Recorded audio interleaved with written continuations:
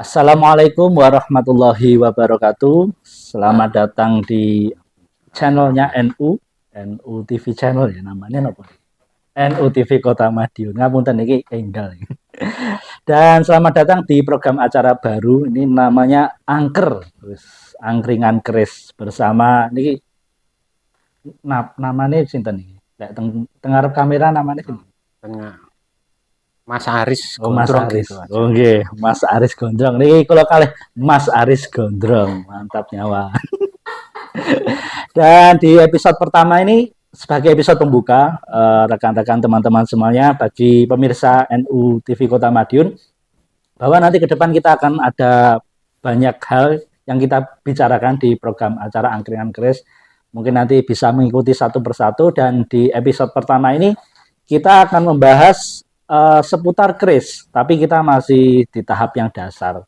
Ada banyak hal yang mungkin perlu diluruskan oleh Mas Aris Gondrong ini terkait isu-isu tentang keris. Apakah keris itu ada isinya, ataukah keris itu bisa terbang dan lain-lain. Banyak hal yang kita dengar berseliweran di masyarakat karena mau tidak mau dulu kita pernah masuk di zaman akik sedang besar-besarnya, tapi kita tidak menjumpai zaman di mana keris sedang besar-besarnya. Jadi banyak anak-anak muda termasuk saya dan mungkin seangkatan saya yang tidak terlalu mengerti tentang keris.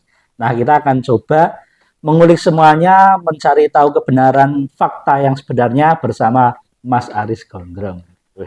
Namanya lain ya, biasanya nyelok bagi Mas.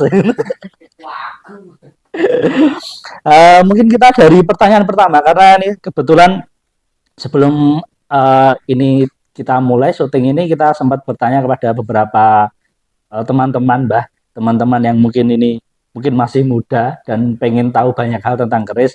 Nah, mungkin nanti kok Mas bisa meluruskan terkait itu. Yang pertama tentang apakah keris itu ada isinya, Mas? Mungkin bisa klarifikasi di sini. Kalau masalah isi itu kan hanya penyebutan, sebetulnya bukan isi, tapi sebuah energi doa yang terserap dalam material sebuah pusaka.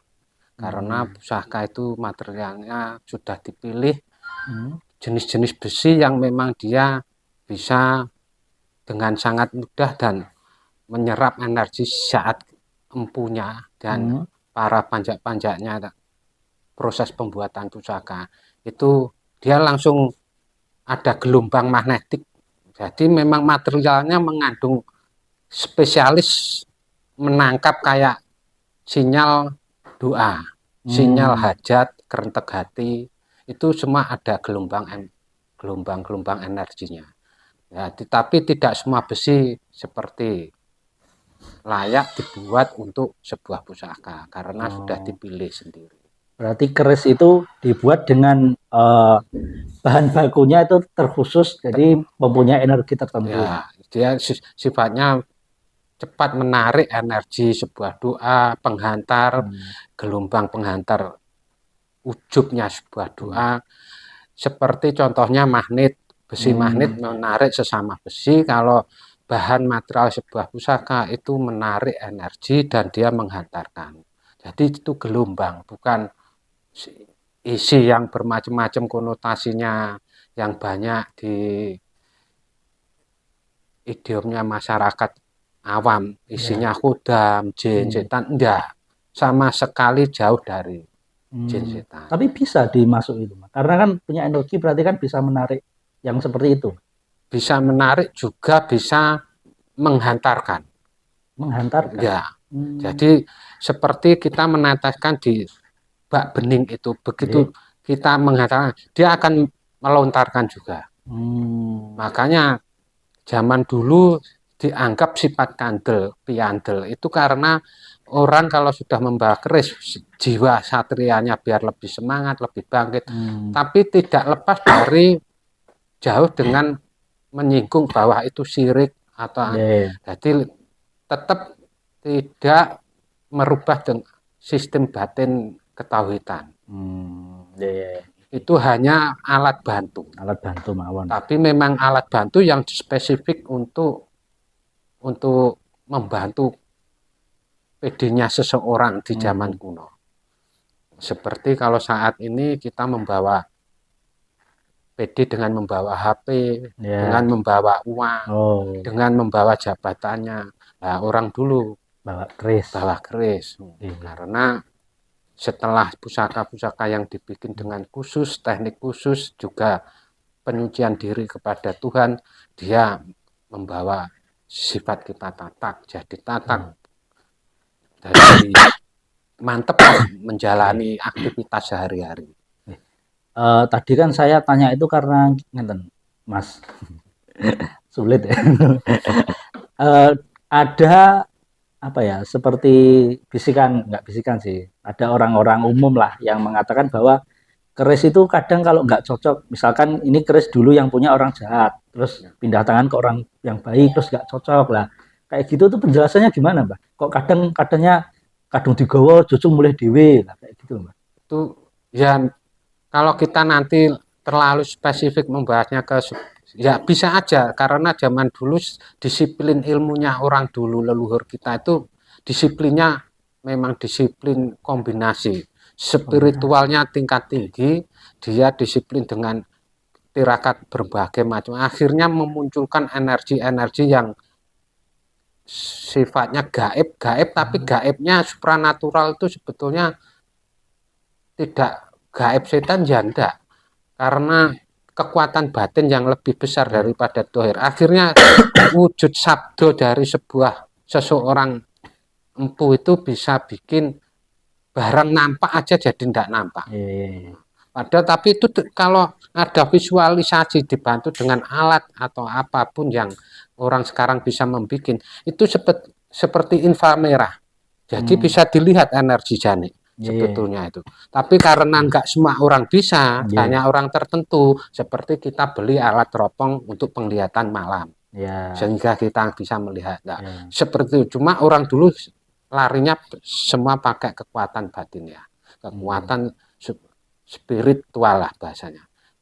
Makanya banyak wajar suatu karya seni yang berhubungan ada setali mata uangnya, ada tidak lepas dari hal-hal yang sifatnya setengah misteri. Tidak seperti bikin gelas, keramik gelas atau apapun karya seni, benda seni yang selain keris. Karena asal muasalnya itu yang sudah yang membuat beda cara pembuatannya. Kalau keris berhubungan dengan pendekatan penyucian diri saat dia para leluhur dulu membuat supaya karya tersebut dibawa dengan si pihak pemesan nanti bisa membantu di dalam kehidupannya secara positif. Tidak ada yang keris diciptakan untuk negatif. Namanya pusaka dibikin semua dari awal niatnya positif, tapi yang baik-baik semua. Tidak ada yang membuat kurang baik atau tidak baik, berarti saat barang itu dibawa orang tersebut disalahgunakan dengan niatnya. Jadi dari awal semua pusaka dibikin dengan niat yang baik. Tidak ada.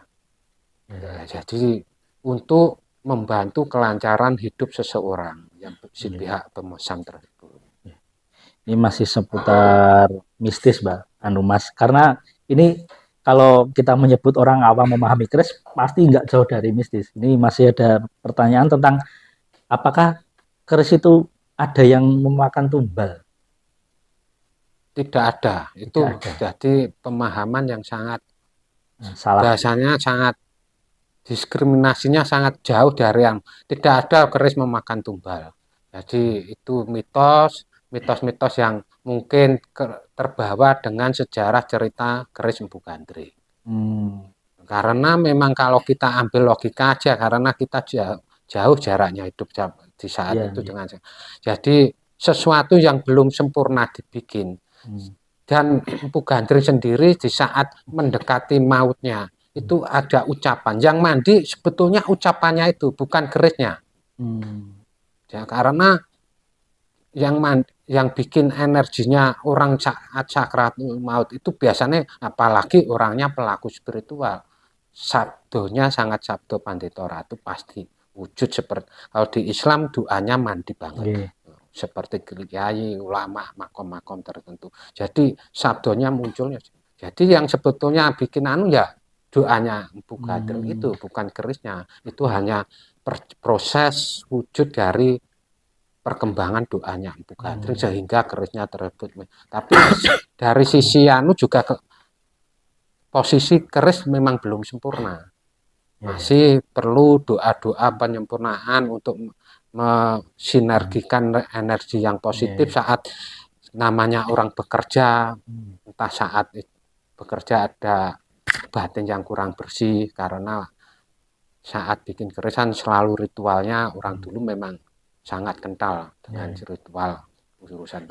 Jadi wajar barang belum penyempurnaan secara wujud doa sebuah pusaka terus diminta itu wajar, sehingga membawa negatif. Tapi kalau kita ambil yang paling intinya sebetulnya doanya Empu Gadrengnya yang bikin. Nah, alatnya kerisnya itu proses perjalanan pelaksanaan sebuah doa, wujudnya doa. Seperti pemimpin memerintah. Hari ini tolong CV ini kerjakan, saya kasih tender. Nah, akhirnya CV itu jadi tim pelaksananya, logikanya gitu. Tapi yang wujudnya sabdonya pejabat atau itu wali kota, presiden, iki kerjakan. Seperti itu contohnya, untuk memahami keris yang katanya. Jadi semua tergantung, keris itu kan hanya apa ya, semacam alat. Kembali siapa yang memegang. Ya, semacam alat kembali yang memegang. Terus kalau yang memegang pun tidak bisa memaksimalkan pemakaian sebuah pusaka, kadang ya sebetulnya nggak bisa maksimal juga, Mas. Karena seperti kita dapat sebuah alat media, alat bantu atau itu laptop atau apapun. Kalau kita tidak bisa memakai dan dengan alat itu sebetulnya sama aja. Jadi kuncinya zaman dulu itu setelah ada media yang kuat dibantu dengan pihak personalnya manusia yang membawa keris tersebut, ya itu dikolaborasi bisa maksimal. Jadi intinya pusaka sendiri ya butuh ada kayak kontak password yang dari pihak yang membawa. Kalau pihak pembawanya sendiri orangnya tidak bisa memaksimalkan sebuah alat pusaka tersebut, ya sebetulnya ya tidak seberapa maksimal kerja. Jadi penentunya juga ya keris ya orangnya. Kalau nggak cocok, Mas, misalkan si alat ini nggak cocok sebenarnya dengan pengguna yang baru. Nah, apakah alat ini akan diam, maksudnya keris ini diam dalam artian nggak sanggup atau justru melawan karena sebenarnya nggak cocok nih? Karena itu energinya yang bikin nggak cocok kan dibaca orang ini. Kadang pihak dari kayak saya punya kok nggak pas ini, karena itu sifatnya energi hawa. Seperti kita lagi datang ke suasana apa nggak cocok kan kita nggak betah, mental. Itu energi sebuah keris doanya Empu memang bisa dibaca hanya untuk para ahlinya juga. Makanya yang bisa membaca ahlinya juga, repotnya di situ. Kita memasuki hal-hal yang susah, yang kelihatannya tak nampak tapi memang ada. Repotnya keris itu bersinggungan kuat dengan itu juga memang ya. Tapi sebetulnya bukan gaib yang macam-macam, tapi itu energi. Kalau memang energinya besar banget, terus orangnya memang kurang pas ya bisa mengganggu.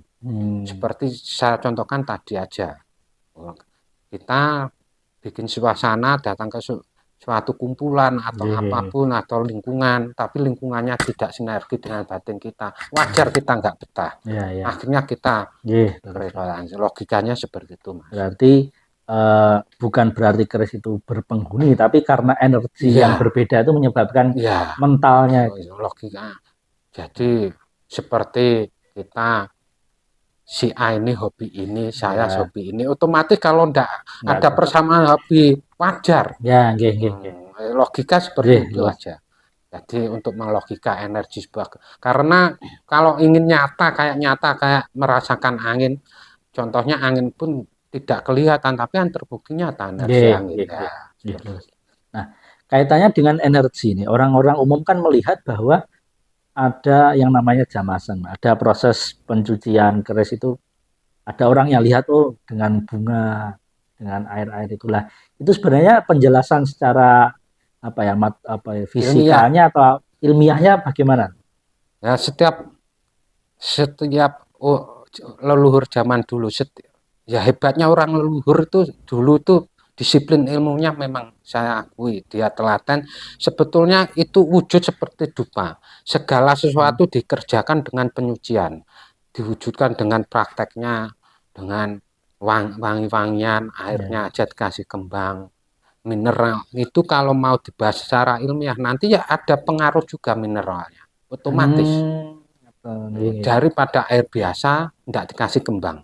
Ya, ya, ya, ya. Cumaan lebih nanti sifatnya nanti kalau telah dibahas harus ada penelitian secara lab Ya, ya, ya. otomatis. Kalau ingin membuktikan ada perubahan betul atau tidak. Nggih, nggih. Karena dohir dan syariat dan hakikat kalau Ya. sudah dijalankan betul-betul dijalankan satu tujuan itu ada perubahan. Wong yang satu niat begini disyarati ini, yang satu enggak, pasti ada bedanya mas. Nggih, Itu logika, nggih. sangat logika sangat.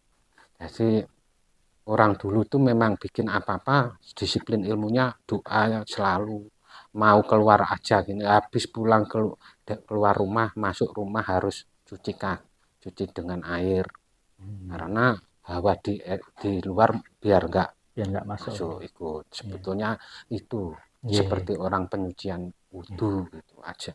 Nah, kalau menyangkut tadi kan dijelaskan bahwa keris ini adalah proses dari orang terdahulu yang apa ya, ilmunya sangat dhuwur, telatennya sangat dhuwur. Nah, sebenarnya itu untuk jadi empu membuat keris itu syaratnya apa tuh, Mas? Nah, Apakah kudu Islam apa enek sing non Islam atau gimana? enggak ada ya. Cuma dari karakter seniman aja bisa. Cuma itu sifatnya kalau suatu karya seni itu. Nggih. Jadi tidak perlu itu bersangkutan dengan keyakinan harus Islam atau Hindu atau semua bisa. Hmm, Orang-orang zaman itu kan. Buddha aja bikin Iya, pusaka. nggih. Entah itu lewat batu, lewat apa, orang Buddha dulu juga tirakannya. Jadi ada niatan khusus, memang dia seneng, suka, mau menciptakan sebuah karya Nggih. lewat wujudnya sebuah keris. Itu bisa, cuma masalah ritual itu porsinya masing-masing. Hmm. Nanti kalau mau tidak lepas dari urusan spiritual ya kayak kita kerajinan bikin lukisan, karya Nggih. seni lukisan atau apapun, nggak harus bersinggungan dengan Tuhan, ya monggo, tinggal Hmm. personalnya empunya tersebut. Empu-empu modern sekarang mungkin ya tetap ada wujud doanya, Hmm. tetapi wajar tidak sama dengan ikhtiarnya, tirakatnya, waktu Nggih. prihatinnya itu tetap nggak sama. Hmm. Disesuaikan dengan ukuran zaman lah. Hmm. Yang penting dia tetap pengen eksis, biar keris itu karya seni tanah asli adiluhung tanah Jawa, biar tetap nampak di permukaan, tidak tergerus dengan modernisasi Nggih. budaya-budaya modern. Nah, tanah Jawa punya budaya sendiri yang sifatnya harusnya memang harus dipakai, Nggih. dan dipelihara, diuri-uri, Nggih. karena nyatanya kaum milenial sekarang ya tergerus. Nggih. Padahal sebetulnya ini bisa meningkatkan jadi budaya-budaya itu kalau betul-betul diangkat, nanti contohnya kayak Jogja, kayak Bali, Hmm. betul-betul setiap daerah itu kalau kuat mengangkat budaya kayak kembali kayak zaman itu, Nggih. bisa nanti kembalinya jaya-jayanya Nggih. Nusantara. Ini agak melempar dikit, Mas. Menurut jenengan, sekarang ini budaya sedang maju atau sedang mundur? Insya Allah kalau melihat mulai ada pelaku-pelaku semua di Indonesia. Saya mengamati kelihatannya mulai ini mau maju lah. Maju. Saya yakin maju. Semua saya amati dari tiap daerah-daerah kota kok sekarang sudah mulai gencar bikin destinasi wisata yang sifatnya menarik, menonjolkan budaya-budaya lokalnya masing-masing. Jadi saya tadi tanya seperti itu karena ngeten Mas. Ini karena sependek pengetahuan saya. Mbah-mbah dhisik sekti-sekti song ini. Saya kira nek sing iso. Masa ilmu ilang kabeh lah. Saya tanya tadi karena itu yang ada di pikiran saya. Nah, ini jenengan menanggapi ini pripun? Ya karena beda zaman juga. Sekarang yang diwacana kalau orang dulu itu prihatinnya kuat, orangnya yang kecil kurus, bukan orangnya yang besar. Terus kalau hampir rata-rata orang zaman dulu tuh ukurannya orangnya prihatinnya yang dinilai. Kalau prihatinnya kuat terus membabar sesuatu spiritual tingkat tinggi, itu wajar Mas, wajar. Dia memang bahasanya begini, ini dohirnya badannya si A, ini kekuatan dohir. Tapi kalau kekuatan batinnya yang lebih besar, ini yang ikut kekuatan wajar. Ini nanti bisa dilihat pakai alat tertentu, tapi kan belum ada untuk melihat. Sekarang ada alat untuk melihat aura manusia ya seperti itu. Nanti kekuatan ini lebih besar, makanya orang dulu bisa pindah saat detik ini, bisa pindah ke sana, pindah ke sini, belah rogo bahasa orang-orang. Itu karena dia mengecilkan kekuatan dohir dulu, prihatinnya tirakat. Karena dohir itu sifatnya materi, dan materi itu memberatkan. Wujud materi itu memberatkan, beda dengan wujud materi energi. Jadi kita ya ini aslinya saya kan bukan klinik, tapi jadi gak ilmu yang belum terwujud apapun itu sebetulnya masih gaib, itu ilmu yang belum terpecahkan. Wujud sebuah karya, wujud sebuah benda, setelah manusia nanti memproses penelitian sampai jadi wujud, itu namanya ilmu yang sudah nyata. Jadi orang dulu memang cara mengakali bisa ilmunya tinggi, canggih. Sebetulnya canggih, itu ilmu canggih. Cuma tidak pakai alat media. Dia pakai alat spiritual dengan doa-doa, mantra, lagu, prihatin. Kalau sekarang mengandalkan bantuan media. Kalau dibilang canggih, alat ini bisa menembus elemen jarak jauh. Dari yang jauhnya ribuan mil pun bisa untuk menghubungi. Kalau orang dulu medianya tubuhnya sendiri. Jadi sebenarnya sama tapi bentuknya beda. Nah, pertanyaan lain nih Mas. Saya sempat lihat di salah satu YouTube bahwa dulu kan sempat ada perperangan antara kerajaan Mongolia dan kerajaan di Nusantara. Nah, ternyata dulu ada perbedaan bahwa orang Mongol itu cara berperangnya adalah di bumi hanguskan. Jadi ketemu musuh langsung tusuk gitu. Karena dia punya senjata yang besar-besar, panjang-panjangan, pedangnya orang Mongol gede-gede. Nah, sedangkan ternyata gaya perangnya orang Jawa tuh tidak membumi hanguskan, tapi cukup membuat dia kalah. Kalah dalam artian dia tunduk. Jadi tidak di bumi hanguskan. Kenapa itu? Kenapa seperti itu? Karena ternyata di Jawa itu kan senjatanya nggak besar. Dan dia lebih mungkin tempur lah, pakai silat atau dan lain-lain. Jadi ternyata itu yang membedakan.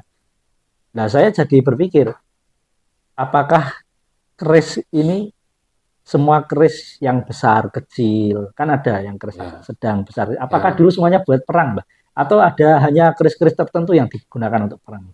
Sebetulnya kalau keris itu ditujukan bukan untuk perang. Bukan untuk perang. Seperti yang jenengan tadi maksud, kalau bisa kita bertarung dengan orang itu tidak dengan kekerasan, kecuali sudah tidak ada jalan keluar. Keris kalau bisa untuk alat bantu menundukkan lawan tanpa harus kita dengan kekerasan. Sebetulnya keris itu makanya tadi kembali dari tema awal, piyandel. Untuk meyakinkan dan untuk setiap kalau bisa mengelobi atau mengontrol seseorang itu tanpa harus kekerasan kalau bisa. Dari awal sebetulnya energi sebuah keris, doa keris itu seperti itu. Tidak ada tujuannya kekerasan, tidak ada. Makanya dibikin pusaka, kembali ke kata besi aji dan pusaka. Pusaka, namanya pusaka itu tidak untuk langsung pikirannya dikeluarkan. Tidak. Karena di saat tertentu kalau darurat. Makanya tidak mungkin untuk dikit-dikit sifatnya kayak orang apa itu masing kekerasan itu udah. Keris diciptakan sebetulnya itu. Jadi diwujudkan untuk pengendalian nama dan pengendaliannya. Kalau untuk perang dia sebetulnya kayak pisau terlalu pendek yang lebih maksimal ke tombak, pedang. Karena dia lebih panjang sekali berjalan gini dia sudah jaraknya udah mengena duluan. Keris sifatnya untuk pusaka dan pengendalian, untuk mempermudah sebetulnya. Tapi berarti tombak itu memang untuk perang khusus? Ada yang untuk perang dibuat untuk perang praktis, ada yang dibuat memang tujuannya tombak pusaka. Nanti dilihat dari bentuk fisiknya kelihatan. Apa ini? Kalau biasanya bentuknya tipis, kecil, itu mungkin kebanyakan memang tidak untuk perang taktis, Mas. Kalau untuk perang taktis langsung terlalu tipis kayak pisau langsung udah rusak, Mas. Otomatis dia besar, tebel, kebanyakan. Kalau pusaka terus bentuknya indah. Logikanya membuat sebuah benda atau karya yang indah itu tidak mungkin. Tujuannya untuk dilawankan fisiknya, materinya. Pasti untuk disama keindahan. Terus pasti sifatnya ya diambil dari sisi bukan dari kekerasannya, pasti untuk keindahan, untuk gitu aja. Jadi ada dua. Kalau keris kebanyakan memang pusaka. Berarti fungsi keris sebenarnya kalau dalam perperangan dia adalah senjata terakhir. Senjata terakhir. Ada nanti bahasa Madura dari pusaka itu memang harus dikeluarkan terakhir. Kalau enggak darurat betul sebetulnya enggak. Kalau artinya keris dipasang di depan dan di belakang, manten kan yang buri ya, Pak. Itu nanti untuk episode-episode sebelumnya kita akan membahas lebih detail biar lebih siap. Jadi ada pemakaian kalau mau perang, terus mau menghadap raja pun ada. Untuk acara santai ada. Nanti ada. Nanti kita episode kedua lebih ke praktek ya. Ada tata cara memegang juga mungkin. Ya. Nah, terus tapi ngeten Mas, saya pernah dengar ada orang bilang keris itu berluk-luk itu kalau supaya nanti kalau dincep ning wong itu babute loro, soalnya menggak-menggok. Dan itu pripun? Enggak, bukan ya enggak. Lo itu kan melambangkan filosofi juga. Lo 3 untuk ini, lo 5 untuk ini, lo 7. Jadi jauh dari pikiran untuk menusuk atau enggak. Itu kan pikiran orang-orang sih. Betul enggak? Itu yang kedua juga mengambil sisi keindahan juga. Kan wajar seniman itu bikin lurus sesuatu yang bentuknya gini-gini. Pasti dia akan berinovasi. Coba aku bikin dengan wajar ada yang dan lurus. Tapi jauh sama sekali dari pikiran seperti itu. Jadi semua keindahan, estetikanya, esoterisnya, jadi jauh enggak ada keris itu pikirannya untuk nusuk, untuk gini. Dari pertama sebetulnya gitu. Enggak maksimal Mas kalau dipikir. Maksimalan wujudnya pedang atau tombak. Jadi khusus keris itu memang sebetulnya kuat arahnya tuh kalau di persentase ya 70% dia piandel. Sifat kandel itu Mas. Seperti kita mau kemana pede dengan batu permata, batu aji atau apa sama aja sebetulnya. Cuma orang dulu pakai ini, orang sekarang HP. Orang dulu pakai aji-aji pengira-mera. Kalau enggak itu ya doa-doa tertentu yang sudah ditempuh dengan disiplin ilmu tinggi sampai jadi. Sehingga sekali diwatek, dipraktekkan, didemukan ya jadi namanya ilmu sudah ditempuh sampai jadi. Nah, niki agak masuk sedikit. Di Madiun itu kan lambangnya semuanya ada kerisnya, Mas. Di kabupaten sama kota itu kan sama-sama ada lambang kerisnya. Nah, orang mengasumsikan itu adalah keris Tundung Mediun. Nah, sebenarnya keris Tundung Mediun itu keris apa? Ciri fisiknya seperti apa? Atau mungkin itu hadir di zaman tertentu? Kalau menyinggung khusus Tundung Medun itu karyanya Empu, kalau dirunut nanti Pak.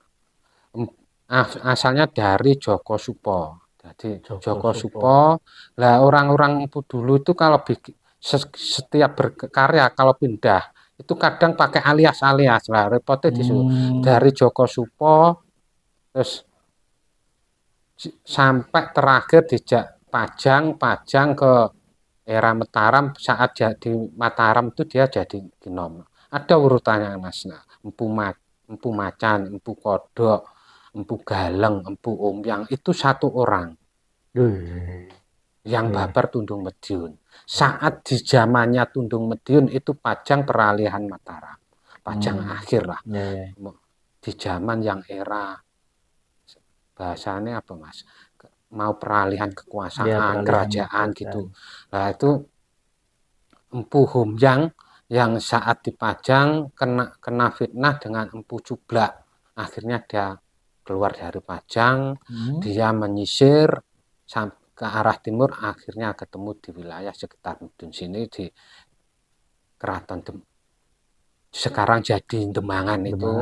Nah, di sekitaran Kuncen situ dialah mulai babar pusaka.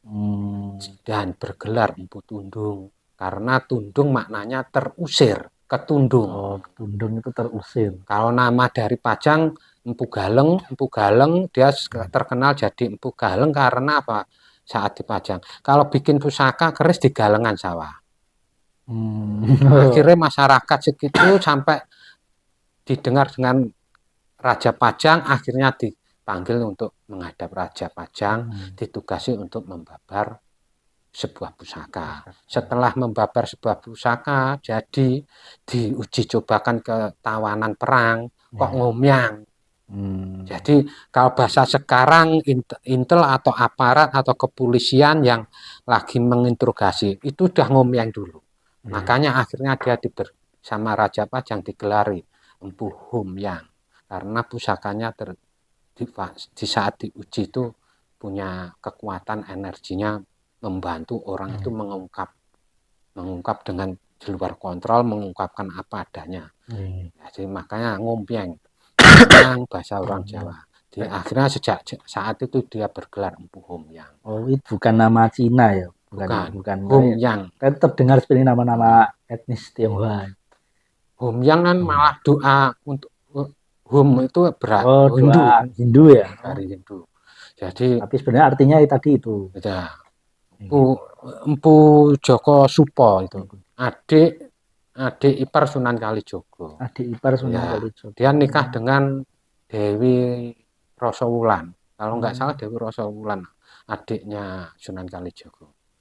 Makanya dari situ setelah dia jadi Empu Homyang, dia bergelar Empu Tundung setelah di Madiun. Dia juga tidak lama di Madiun.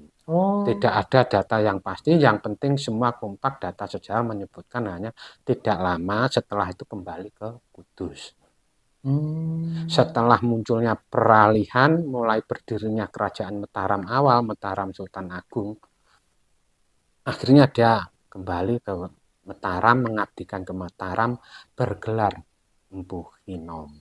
Karena digelari Empu Kinom, melihat umurnya yang panjang dan awet muda. Karena dia posisi cucu dari Empu Supo Sepuh di era Majapahit. Makanya dia masih bergelar Ki Supo Anom. Singkatannya dipanggil enaknya Kinom. Jadi saat terakhir ya jadi Kinom itu. Setelah itu dia sudah tidak berkayaan, memang masanya sudah tidak ada. Setelah Mataram Sultan Agung, Senopati, terus Mataram Amangkurat, Kartosuro itu pecah jadi Hamengkubuwono, Pakubuwono. Terakhir ya Mataram Sultan Agung itu gelarnya Kinom. Oh, terakhir di Sultan Agung. Hmm. Nah, apakah keris Tundung Madiun itu hanya saat era di Madiun itu atau masih di Pajang dan di Mataram itu ketika membuat keris Ada juga? setiap ciri-cirinya, namanya seniman, Bu. Dia tetap dia melakukan jejak sejarah. Nggih. Saat aku dipajang, aku menandakan karyaku tak rubah sedikit sebagai Hmm, pertanda bertanda. saya bikin keris di daerah ini. Tapi garis besar ciri khasnya tetap. Tapi Nggih. ada tanda sedikit yang untuk Tenger. Nggih, nggih, tenger. nggih.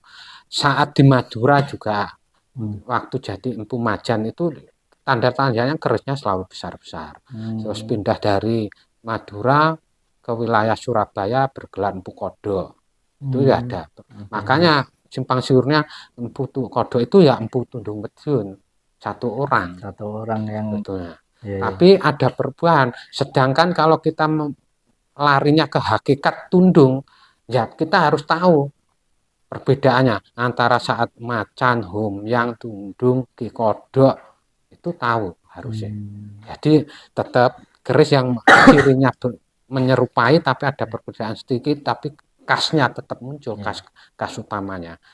Berarti nantilah dibikin konsep untuk lebih enaknya gini aja Mas. Nanti dibikin episode Ya, khusus. untuk menganalisa Ya, keris Tundung Madiun. menganalisnya. Nanti media dan saya sediakan Oh, untuk perbandingan. siap, siap, siap. Jadi lebih Nggih. jelas Nggih, nanti. nggih, nggih. Enak. Jadi ini Om Yang di saat Om Yang jadi Ki Galeng. Ki Galeng jadi Om Yang, Om Yang jadi Ki Tundung jadi Kinem loh. Susah toh nanti kalau Hmm. hanya teori, ya bisanya dibantu teori. Saya sendiri akhirnya bisa mencermati yang dicari saat Om Yang apa Om Yang Jeng Tundung atau Om Yang Ki Galeng. Tak bikin pusing gitu bisa aja. Saat jadi Empu Supo atau jadi Empu Kodo atau jadi itu enggak bisa disamaratakan. Tetap satu orang, tapi kan kayak orang SD, SMP, SMA, Nggih, nggih, nggih. S1, S2. Iya, iya, iya. Tetap ada perbedaan, orangnya sama. Susah Hmm. kok kalau namanya seniman. Memang gitu, Mas. Iya, iya. Seniman pengarang lagu, kalau ada kejadian sesuatu yang sifatnya pasti dibikin sejak sejarah Iya, iya, iya. lewat lagu atau karangan tulisan atau apapun. Pelukis pakai lukisannya, Nah, pemahat pakai bahatannya. Nah, iya, orang keris ya pasti ada perubahan. ada. Nggih. Istimewa. Nanti mungkin kita akan lanjutkan di episode selanjutnya untuk menelusuri ini bagaimana kita menganalisa keris Tundung Madiun dan mungkin secara jumlah tidak banyak berarti Mas ya. Ya Karena tidak banyak kalau ke fokus tundungnya tok aja tidak banyak. hmm, Kalau ditarik sampai ke Supo awal, Joko Supo awal ya tergolong banyak. Tapi banyaknya karya dengan jarak sekarang berapa ratus tahun. Kita nyari aja susah. iya, Nggak iya. usah karyanya Empu, karyanya pelukis yang terakhir-terakhir aja. Effendi, karyanya Andi. Basuki Abdullah. Kita dapat satu yang betul-betul asli itu kayak orang dapat Iya, pulung, Mas. iya. Karena punya nilai sejarah dan nilai ya komersil Iya, iya, bahasanya, iya. dinilai itu komersilnya tinggi. Nggih, nggih, nggih. Jadi dapat satu aja yang asli karyanya Basuki Abdullah ya nilainya nggak umum. Lukisannya Hmm. Basuki Abdullah, Raden Saleh, apalagi urusan keris. Iya, iya, iya. Jadi juga cari pembanding, harus tahu karakter khusus khasnya Empu ini. Iya, iya, iya. Nanti ada catatan khusus saya saya perjelas, mungkin masing bisa melihat perjalanan kenapa data sejarah khusus catatan Panitikatgo itu khusus Pak sejarah Empu. Yang terpanjang dicatat hanya kebetulan Empu Kinom itu, Empu Hmm. Joko Supo itu. Nah, itu ya Tundung termasuk Tundung. Tapi kalau di Kepiahunya saat pusaka dibabar di Pajang itu dibilang Tundung tidak bisa. Yang dibilang Tundung harus tetap yang. Ya toh ini Iya, logika loh, Mas. iya, nggih, nggih, nggih. Dia waktu babar di di Pajang, di Kudus, di Demak. Jelas posisinya bukan Tundung. Tundung saat dia membabar pusaka di Madiun. Di Kalau Madiun. Tundung. Termasuk berarti keris yang dipegang oleh Retno Dumilah juga itu Ya, Retno Dumilah itu, memesan kepada ya, si itu aja butuh penelitian khusus juga. ya, Tapi digathuk-gathukne ya cek gathuk lah nah, meskipun iya. mbuh piye-piye cek masih gathuk lah Mas. Hmm. Ya tapi tetap jane harus ada. Cuma susah Mas. Hmm. Harus dikumpulkan ahli-ahli sejarah juga hubungannya gitu.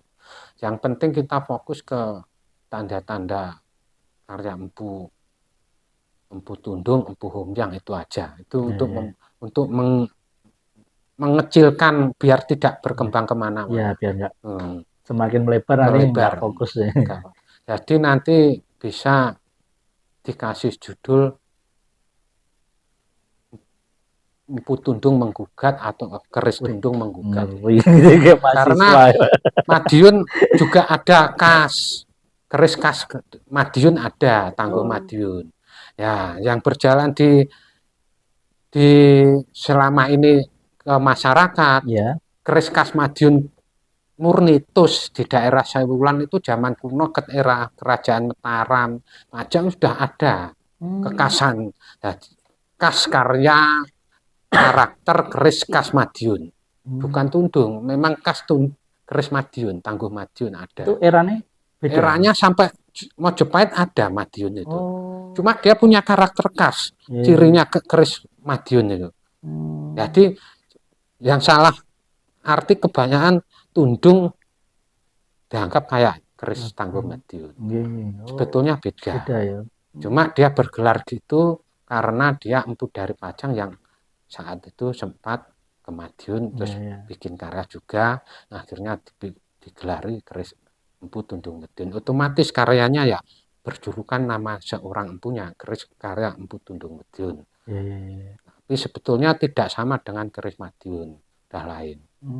Tapi kalau keris Madiun tersentralnya di mana? Sentralnya di daerah Sewulan. Sewulan. Semua sudah tahu catatan sejarah yang sekarang di buku-buku sejarah Madiun sudah jelas Mas. Sewulan tempat makanya ada Madiun Sepuh Wengker.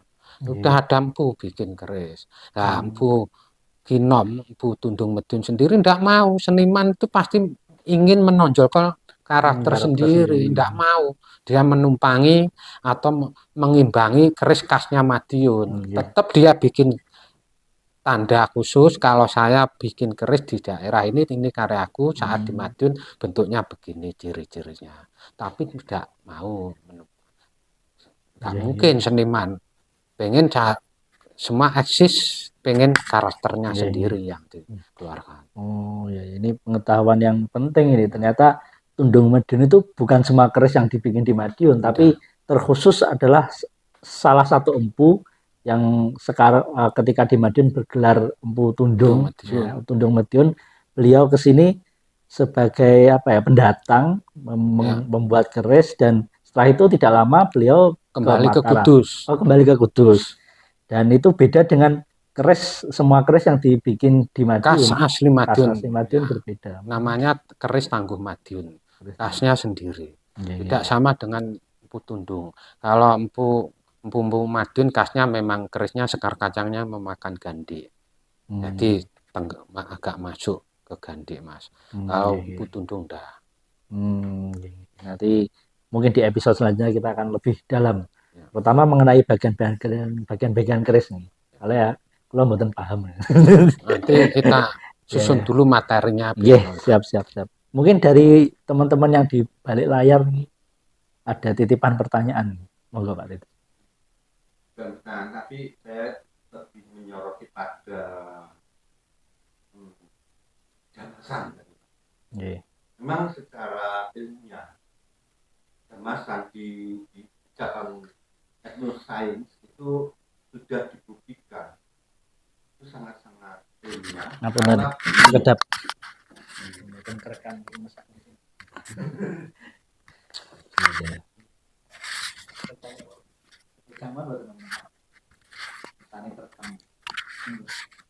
Diulang ya. Jadi saya melihat pada proses jamasan keris pada khususnya ini adalah sebuah proses yang sangat ilmiah karena cabang ilmu etnosains sudah membuktikan bahwa bahan-bahan di dalam jamasan itu eh, bahan-bahan jamasan itu terdiri dari salah satunya jeruk nipis atau mengkudu. Itu adalah upaya untuk membersihkan karat-karat yang sudah mengendap di keris itu selama 1 tahun. Karena jamasan dilakukan biasanya setahun sekali. Nah, setelah dibersihkan dari segala karat, itu keris dicuci, kemudian diolesi dengan warangan. Warangan itu arsen trioksida. Itu adalah racun tikus kalau yang kita pakai warangan kan, ya. Racun tikus. Nah, itu biasanya warangan dilarutkan di dalam air minyak murni. Minyak, Pak, lebih minyak. Karena kalau air jeruk dia akan larut lepas nanti kalau di dalam ininya atau membuat berkarat lagi pada penyimpanan. Kalau dengan minyak, biasanya minyak kelapa dicampur minyak cendana untuk pewangi, itu dia akan tetap tinggal di dalam itu, dan ketika keris itu ditusuk, belum sampai menusuk, baru tergores, itu warangan itu dosisnya 0,25 mg, jadi 0,25 per 1000 gram itu kalau masuk dalam darah itu langsung. Nah, itu mohon maaf kemampuan kesaktian keris ketika secara awam orang melihat itu mempunyai aji-aji bla bla bla bla bla, tapi secara ilmiah terbukti dengan itu tadi, pemakaian warangan itu. Kalau Anda tergores sedikit kena warangan yang 0,2 mg itu jadi 25 per sejuta gram. 25 per sejuta gram itu sudah langsung itu. Ini hanya sedikit ulasan saya aja. Karena beberapa waktu yang lalu saya juga pernah bincang-bincang dengan Profesor Dr. Suciati dan juga Profesor Dr. Slamet Subiantoro. Beliau dari UNS, pengajar UNS yang membahas tentang etnosains itu. Salah satu contohnya adalah warangan. Di Madiun itu banyak, dan bukan hanya di Madiun.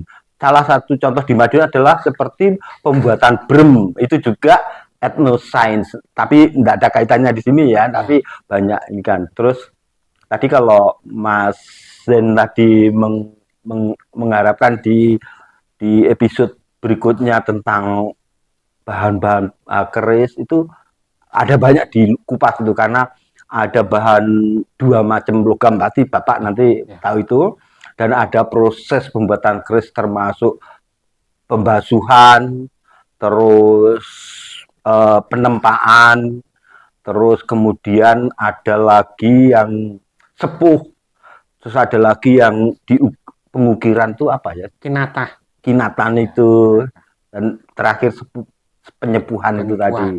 Nah, itu. Penyepuhan malah setelah ditempa. Kalau memang keris itu mau dibikin jenisnya kinatah, pasti disepuh dulu, baru nanti kinatahnya menyusul. Kinatah emas, jadi keris yang ada relief, ukiran, gambar lunglungan, daun murbei, gambar singa, gambar naga, itu namanya kinatan. Kinatan, iya. Sekalian saya memperjelas masalah warangan, karena saya pelaku sendiri dari sebuah keris. Jadi warangan itu ada 2 jenisnya. Warangan yang seperti racun-racun hewan yang langsung termasuk peredaran, kalau kita luka masuk sel peredaran jalannya. Tapi kalau arsenik, Pak, ini khusus arsenik, sebetulnya ya racun, tapi yang sifatnya masuk ke pencernaan. Karena saya juga marahin keris, bahannya murni masih mineral arsenik. Kayak batu di bawah itu banyak. Nah, dari RRT terbaik memang. Dari dulu leluhur memakai mineral warangan yang RRT. Jadi warangan itu utamanya untuk pertama memunculkan pola pamor. Begitu keris habis dicuci nanti ada nanti kita bikin praktek. Jadi keris posisi masih putih kayak mau dicuci kayak Mas Krisna tadi. Begitu dimasukkan ke larutan warangan itu nanti memisah. Yang hitam yang besi jadi hitam, yang baja jadi kehijauan. Terus yang pamor itu memang dia sifatnya menolak, tidak bisa hitam. Akhirnya muncullah sebuah pola pamor seperti ini.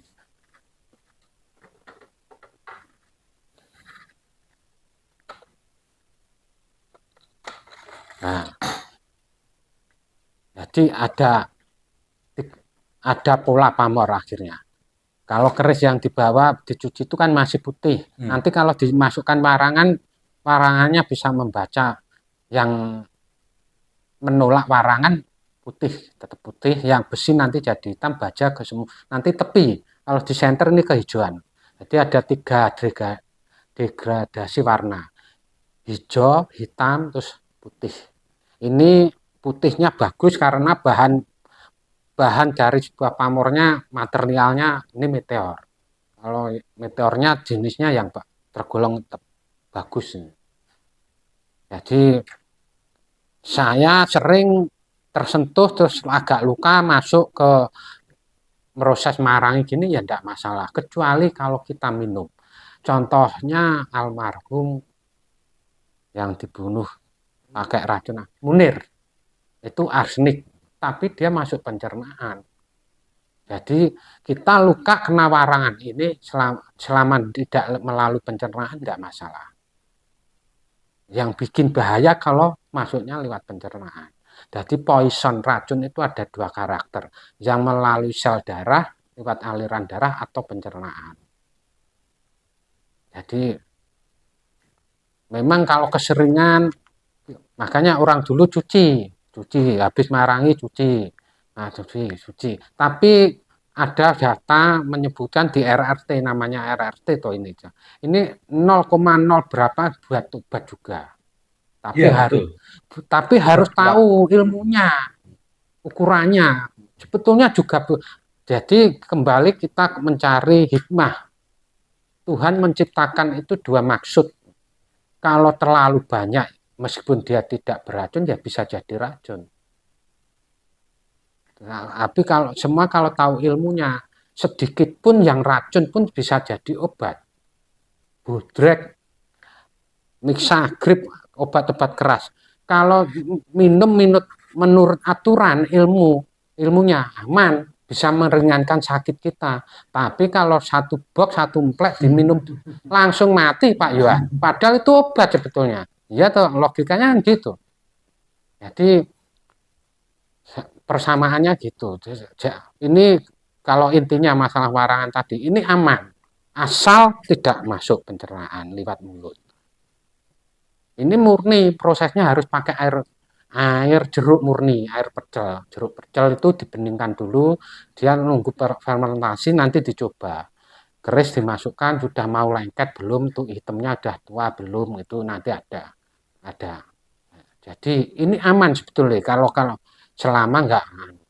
Terus kita juga hati-hati, meskipun dia aman, tidak masuk pencernaan, namanya racun kan ya harus hati-hati lah secara teknis. Tapi kalau terlalu dianggap ini fatal, kalau kita tergores, enggak. Kalau yang tergores itu fatal, itu saya yakin. Dari dulu orang-orang yang sudah siap perang, kadang-kadang untuk jaga-jaga, terjepit, perang jarak dekat, antara pemimpin dengan pemimpin setelah perang jelas lahiriah, perang taktis itu. Ini keris terhunus, bisa langsung mati. Saya yakin dia dilumuri, diolesi dengan racun-racun binatang yang beracun. Upasnya kala jengking, upasnya katak beracun, upasnya ular. Makanya begitu tergores begini ya langsung reaksi, kayak kita digigit ular berbisa, reaksi. Jadi kalau khusus yang arsenik, yang untuk marangi keris ini bisa maksimal kalau masuk pencernaan racunnya sifatnya. Nah, yang dibikin di Munir itu sudah diproses arsenik yang sudah dimurnikan, sehingga sistem kerjanya juga sudah lebih dari yang masih bentuk batu mineral. Jadi masih mengandung zat besi, zat seng, zat tembaga, sulfur. Makanya kalau sudah dimurnikan sampai murni 99% arsenik, otomatis sistem kerjanya lebih cepat. Yang di Munir itu dicairkan yang sudah lab sifatnya. Makanya dimasukkan air aqua, dia tidak beraroma, tidak berwarna, tidak berasa. Sehingga waktu minum air pun tidak ada perubahan sama sekali. Tahu-tahu ada efeknya. Itu arsenik murni yang sudah dimurnikan lab. Di toko-toko kimia ada dijual, tapi itu online juga ada. Arsenik Jerman, arsenik anu. Kalau saya fanatik yang mineral dari RRC. Sebabnya manut pakem leluhur. Jadi pakai RRT itu kenapa? Oh, nuansanya besinya kalau di anu lebih bagus, lebih awet, semakin hari semakin terang memang. Ya, itu jawaban dari saya.